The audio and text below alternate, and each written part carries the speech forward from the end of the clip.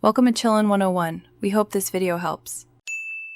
You start by confirming the radio has constant 12V and switched ignition power. This prevents settings loss and safe boot. Once powered, connect antenna and USB to allow radio tuning and media playback.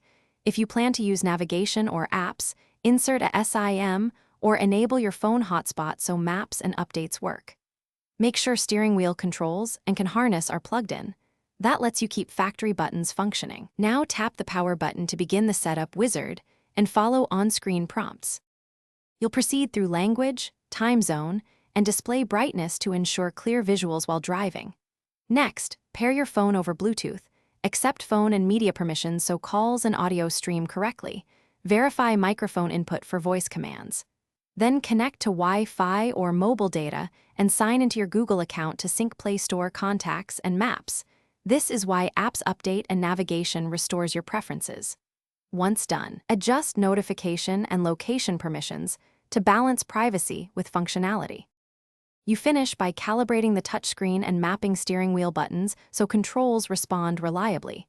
This reduces driver distraction.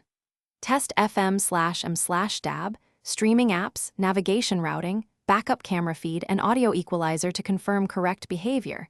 Tweak gain and balance for safe volume. If something fails, reboot the radio first.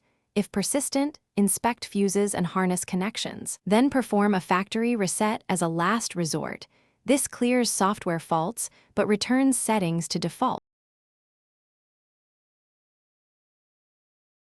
Thanks for watching.